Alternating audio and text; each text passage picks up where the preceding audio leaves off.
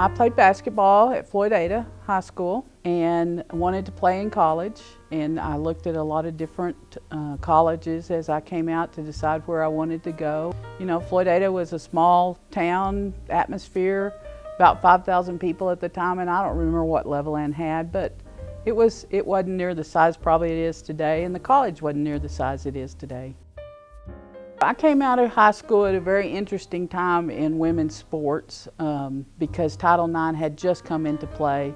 And prior to that, the major universities and colleges and all didn't have programs equivalent to the men's, we'll put it that way.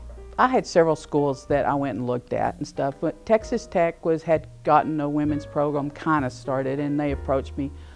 But at that time, they only had like 4 partial scholarships. They played in an intramural gym. They didn't really have a coach.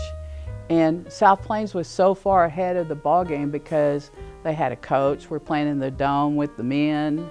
And I came over and looked at it, and after that I didn't have to look any further. So I ended up coming and playing ball here and getting a great education.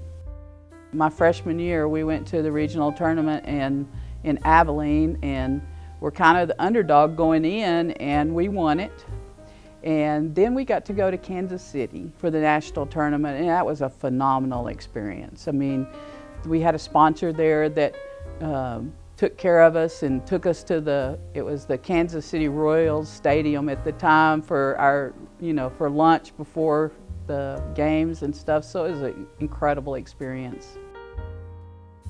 I love South Plains. I mean, I think it was the best of all worlds for somebody coming from a small school because we got to know the professors and the deans, and they all showed up at the basketball games and encouraged you. And I never thought twice about it. I better be in class because they all knew you by name. I got a great education and was blessed to be able to play basketball, and they provided that education for me. I don't remember if all of us, but a big part of the team was on a full scholarship at that time.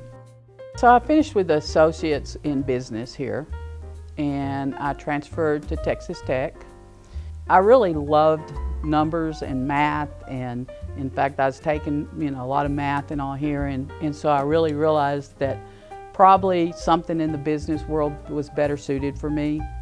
And I changed and took economics and accounting, and then went on to tech and pursued that. I ended up graduating from Texas Tech with a BBA, Bachelor's of Business Administration. I was just very fortunate, and it's been something that's changed the rest of my life because of those opportunities. I started with First National Lubbock. I moved to Midland to go to work for Clayton Williams when he opened Clayton National Bank. Now I've been with Edward Jones for 21 years, roughly. I'm a financial advisor, and I work with individuals to help them meet their goals. My parents wanted me to go to college so much they'd have moved heaven and earth for me to go because I am a first-generation graduate. But it made it so much easier that I had a scholarship and all, to get that education. And so it's totally changed my life, I got the education, I've taken it forward, and, had a great career. So I wanted to do something after my father passed away. And I wanted to do something in the field that he was so involved in and worked all of his life in, and that's agriculture. Dad started, as a young boy farming, and really him and his brothers didn't get to always go to school because if the crops had to come in, they were working in the field. So I wanted to do something in agriculture that would be in his honor. And so that's when I created the scholarship. The Don H. Marble Memorial and Nancy Marble Honorary Scholarship. People want to give away money and, for various purposes, but when you give it for educational purposes, you not only change that person's life, but generations to come. Education is something that nobody can ever take away from you. And we never know if we help somebody get through school, I mean, they may be the next person that cures a disease or, you know, finds a new invention or whatever. And so I think it's so important that we, you know, make sure that our kids and all get great educations and get every opportunity that they can. So anyone that's possibly considering doing it, what would you tell them? I'll just tell them to get their checkbook out, I guess.